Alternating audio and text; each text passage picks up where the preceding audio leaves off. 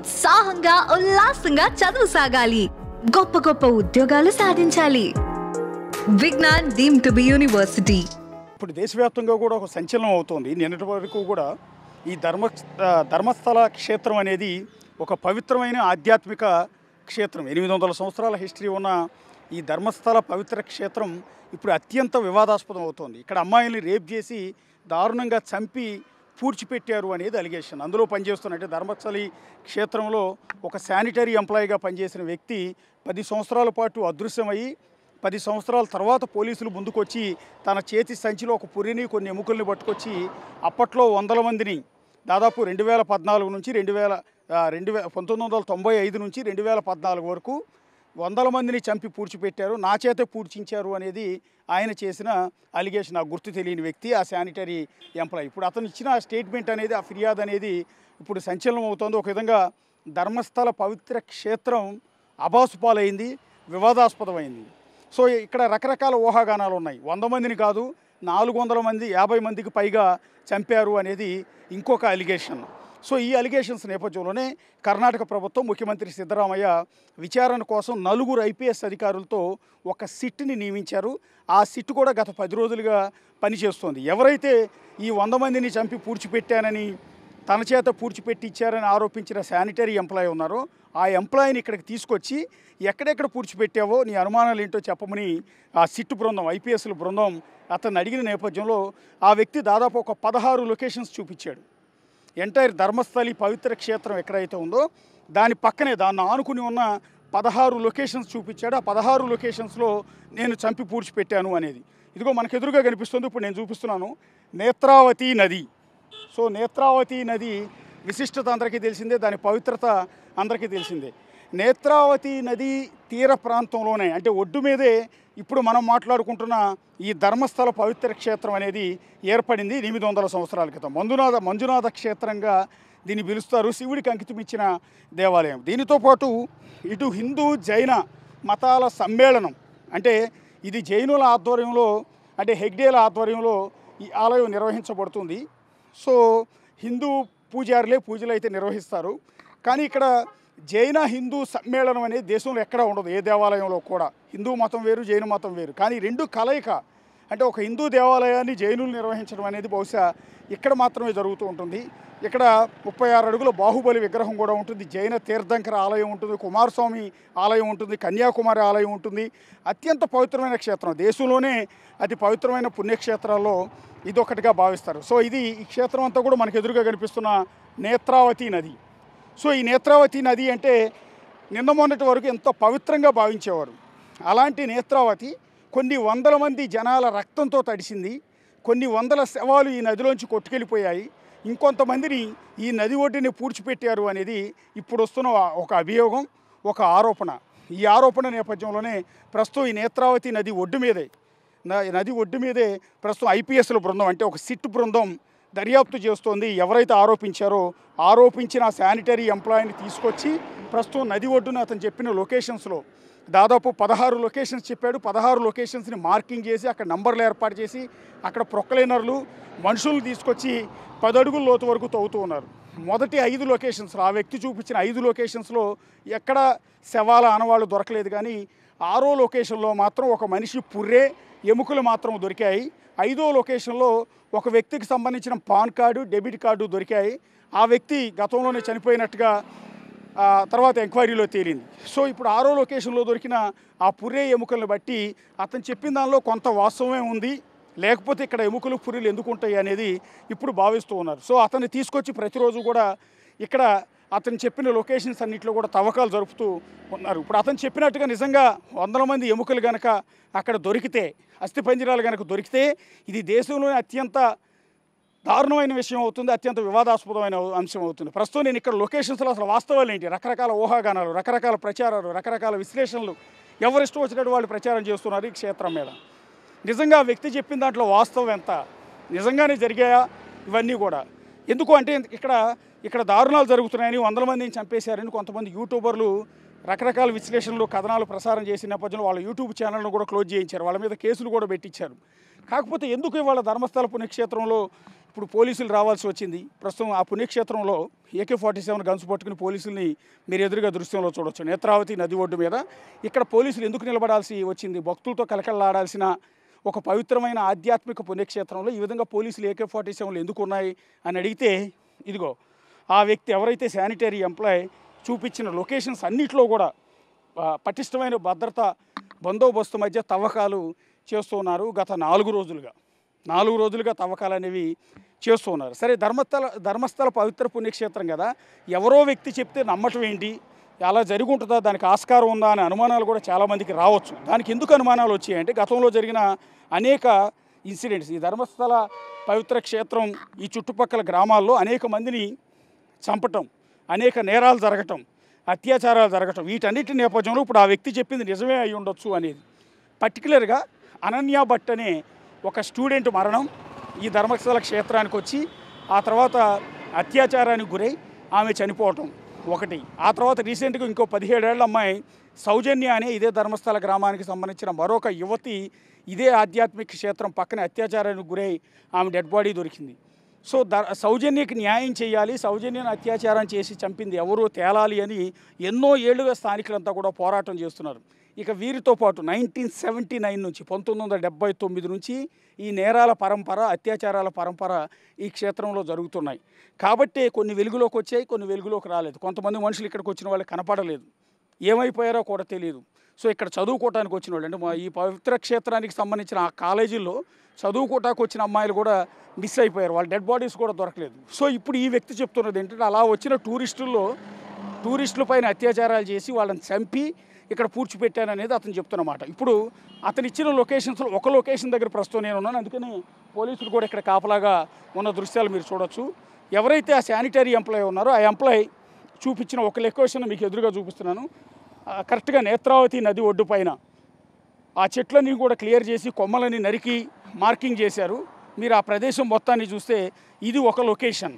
So ఈ లొకేషన్లో కూడా ఇవాళ తవ్వకాలు చేపట్టబోతున్నారు. ప్రొక్లైనర్ తీసుకొచ్చి, మనుషులు తీసుకొచ్చి ఈ నేత్రావతి ఒడ్డు మీద ఉన్న ఈ స్పాట్లో ఇదంతా కూడా తవ్వకాలు చేస్తున్నారు. దానికోసం ఇప్పటికే క్లియర్ చేసిన దృశ్యాలన్నీ కూడా చూడొచ్చు. చెట్లు కొమ్మలన్నింటినీ కూడా పూర్తిగా నరికి వేశారు. మొత్తం చుట్టుపక్కల ప్రాంతం అంతా కూడా క్లీన్ చేశారు. ఇక్కడ ఒక మార్కింగ్ ఏర్పాటు చేశారు. ఈ మార్కింగ్లోనే ఇక్కడే మేము శవాలను పూడ్చిపెట్టామని ఆ అజ్ఞాత వ్యక్తి, ఆ శానిటరీ ఎంప్లాయ్ ఇచ్చిన ఆ వాంగ్మూలం ఆధారంగా, ఇచ్చిన కేసు ఆధారంగా ప్రస్తుతం ఈ లొకేషన్లో తవ్వకాలు చేస్తున్నారు. నిన్న మొన్నటి వరకు దాదాపు 5-6 లొకేషన్స్లో తవ్వకాలు జరిపారు. అవన్నీ కూడా పూర్తిగా కొంచెం లోపలికంటే ధర్మస్థల క్షేత్రం పక్కనే ఉన్న అటవీ ప్రాంతంలో తవ్వకాలు చేశారు. ఇది మాత్రం క్లియర్గా నేత్రావతి నది ఒడ్డు మీద, అది కూడా రోడ్డు పక్కన.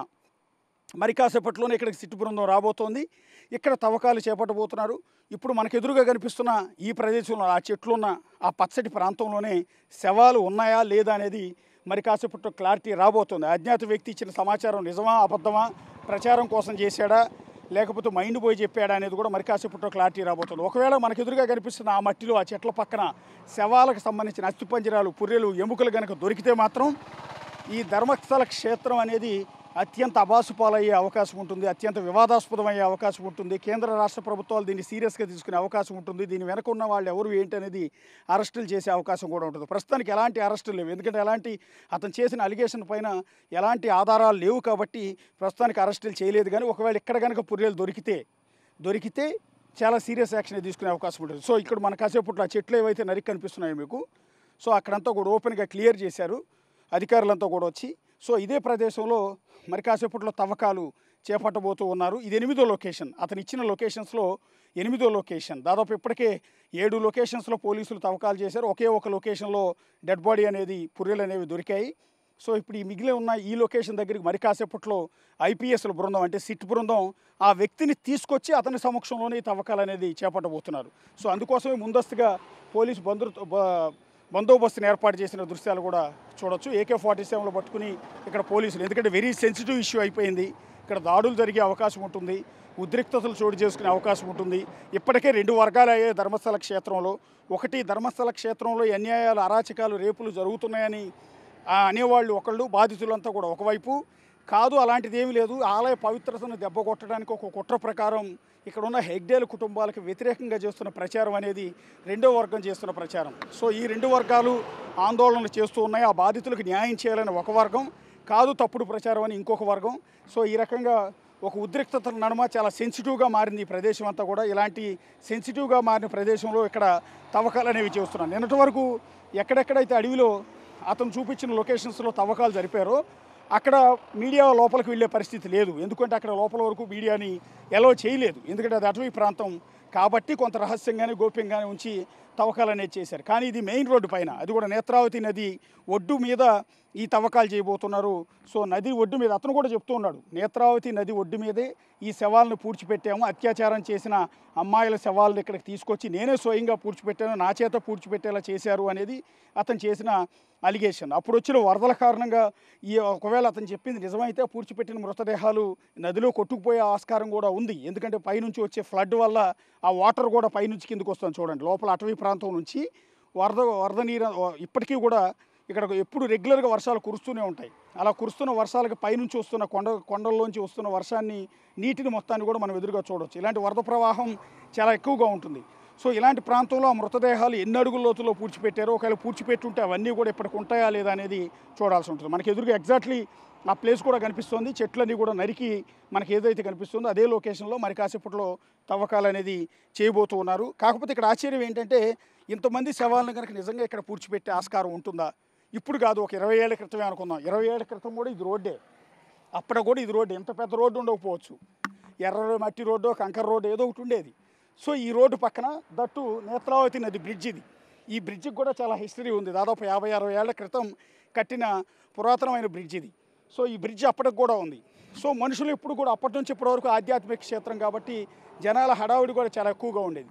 సో ఇలాంటి నేత్రావతి నది, ఇందాక నుంచి నేను చెప్తున్నాను కదా, నది ఒడ్డును పూడ్చిపెట్టామని ఆ వ్యక్తి చెప్తున్నాడని. ఇది నది. సో ఈ నది ఒడ్డున జనసమూహం ఎక్కువగా ఉండే ఇలాంటి చోట ఈ బ్రిడ్జ్ పక్కన, రోడ్డు పక్కన శవాలను పూడ్చిపెట్టే ఆస్కారం ఉంటుందా అనేది ఒక చిన్న అనుమానం. ఎంత పూడ్చిపెట్టినా కూడా అది కనపడకుండా ఉండటానికి లోపలికి తీసుకెళ్ళి పూడుస్తారు, కానీ ఇట్లా రోడ్డు పక్కన ఎలా పూడ్చుంటారు అనేది ఇంకొక అనుమానం.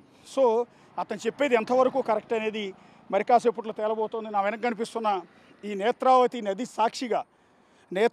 నది సాక్షిగా ప్రస్తుతం దేశంలోని అత్యంత దుర్మార్గమైన ఘటనగా భావిస్తున్న ఈ 100 మంది అత్యాచారాల ఘటన అనేది చిక్కుముడి వీడబోతుంది. ఇది మిస్టరీయా, ప్రచారమా, ఆరోపణ, నిజంగా వాస్తవం ఉందా, ఇంతటి అత్యాచారాలు ఇక్కడ జరిగాయా అనేది ఇవాళ రేపట్లో బయటికి రాబోతోంది. కర్ణాటక సిద్ధరామయ్య ప్రభుత్వం కూడా దీన్ని సీరియస్గానే తీసుకున్నట్టుగా తెలుస్తుంది. అయితే ఇన్నాళ్ళు సౌజన్య చనిపోయినప్పుడు, పద్మిని చనిపోయినప్పుడు, అనన్య భట్ చనిపోయినప్పుడు, సో ఇలా చెప్పుకుంటూ పోతే ఇంకా చాలామంది ఈ లోకల్స్ చనిపోయారు. సో వాళ్ళందరి డెడ్ బాడీస్ దొరికాయి. అప్పుడు పెద్ద ఎత్తున ఆందోళనలు చేశాయి.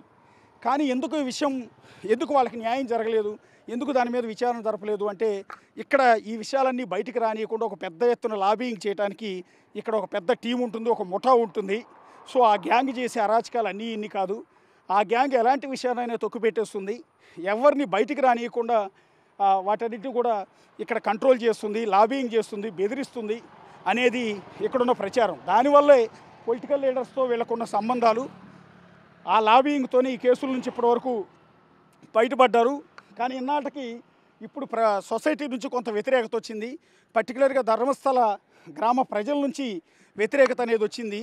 సో ఈ నేపథ్యంలోనే, ఈ ప్రెషర్ నేపథ్యంలో వీళ్ళు తప్పించుకునే ఆస్కారం లేకుండా పోతోంది అనేది ఇప్పుడు జరుగుతున్న ప్రచారం. సో ఇప్పటికైనా నిజాలు బయటకు వస్తాయా, చనిపోయిన అనన్య భట్కి, సౌజన్యకి, ఇంకెంతోమందికి న్యాయం జరుగుతుందా అనేది ఇప్పుడు చూడాల్సిన పరిస్థితి ఏర్పడుతుంది. ఇదిగో చూడండి, మొత్తం బస్సులన్నీ కూడా, కర్ణాటక బస్సుల హడావిడి అంతా కూడా మీకు ఎక్కువగా ఉంది. అత్యధికమైన ఫ్లో ఉన్న ప్రాంతం ఇది. ఈ ప్రాంతంలో ఈ నది ఒడ్డున ఈ రోడ్డు పక్కన శవాలను పూడ్చిపెట్టానని చెప్పడంలో కొంత ఆశ్చర్యం కనిపిస్తోంది. సో అదే క్రమంలో అదే నిజమై ఉంటే కనుక ఈ విషయంలో ఎన్నో రహస్యాలు బయటకు వచ్చే అవకాశం అయితే కనిపిస్తుంది. ఇప్పుడు మీకు ఎదురుగా నేత్రావతి నది మొత్తాన్ని చూపిస్తున్నాను. ఈ నది ఒడ్డున ఇంకెన్ని శవాలను పూడ్చిపెట్టారు, ఇంకెన్ని అరాచకాలు జరిగాయి అనేది కూడా చూడాల్సి ఉంటుంది. పైగా ఇందాక నుంచి నేను చెప్తున్నట్టుగా ఈ నదిలో ఎంతమంది రక్తం కలిసింది, ఇంకెన్ని శవాలు ఈ నదిలోంచి కొట్టుకుపోయాయి అనేది కూడా తేలాల్సి ఉంటుంది. ప్రస్తుతం ఇన్వెస్టిగేషన్ అయితే చాలా సీరియస్గానే సాగుతోంది. ఈసారి ఎలాంటి ఒత్తిళ్లకు లొంగకుండా, ఎలాంటి లాబింగ్కు లొంగకుండా చాలా సీరియస్గానే, అది కూడా ఐపీఎస్ల బృందం ఆధ్వర్యంలో ఈ ఎంక్వైరీ అంతా కూడా కొనసాగుతోంది. ఎంక్వైరీ ఎలాంటి నిజాలు బయటకు వస్తాయనేది చూడాల్సి ఉంటుంది. ఎస్, ఆ వ్యక్తి ఒక్కడిగా అది పూడ్చిపెట్టింది. ఇంతమందిని పూడ్చిపెట్టడంలో నాది కూడా పాత్ర ఉంది. నేను ఇక్కడ శానిటరీ ఎంప్లాయీని కాబట్టి నాకు ఆ బాధ్యత అప్పగించారు. సో ఆ తప్పుడు పనులు చేయలేకపోయేవాడిని. ఒక దశలో మా బంధువుల అమ్మాయిని కూడా ఇదే విధంగా తీసుకొచ్చి చంపేశారు. చంపి తీసుకొచ్చి పూడ్చిపెట్టారు. సో ఆ బాధ చూడలేక నేను దాన్ని ఎదురు తిరిగి ప్రశ్నించిన సందర్భంలో ఈ ధర్మక్షల క్షేత్రానికి సంబంధించిన సిబ్బంది కొంతమంది తనను బెదిరించారు, చంపేస్తానన్నారు. నీ డెడ్ బాడీ కూడా నేత్రావతి నదిలోనే కలుపుతానని వాళ్ళు బెదిరించారు. సో ఇలాంటి పరిస్థితుల్లో నేను ఇక్కడ నుంచి పారిపోయి 10 ఏళ్ల పాటు నేను అజ్ఞాతంలో ఉన్నాను, ప్రాణాలు రక్షించుకోవడానికి, నా ఫ్యామిలీని కాపాడుకోవడానికి. 10 ఏళ్ల తర్వాత నా మనసు అంగీకరించట్లేదు. నేను ఇన్ని పాపాలు చేశాను, నా చేత ఇన్ని పాపాలు చేయించారు, ఇంతమందిని చంపి పూడ్చిపెట్టి నేత్రావతి నదిలో కొంతమందిని కలిపేశారు. సో ఈ పాపాల నుంచి ప్రతిరోజు నిద్ర కూడా పోలేకపోతున్నాను. నేను చెప్పేది నిజం, కావాలంటే నమ్మండి అంటూ ఒక చేతి సంచిలో తాను పూడ్చిపెట్టిన ఒక శవం తాలూకు పుర్రెని, ఎముకల్ని తీసుకురొచ్చి మరి పోలీస్ స్టేషన్లో వాటిని సబ్మిట్ చేశాడు. ఆ ఎముకలు పుర్రెలు చూసిన తర్వాతే ఇతను మతిభ్రమించిన వ్యక్తి కాదు, నిజాలే చెప్పబోతున్నాడు, ఇతని దగ్గర ఏదో రహస్యం ఉందని పోలీసులు అనుమానం వచ్చి దాన్ని పై అధికారుల దృష్టికి తీసుకెళ్లారు.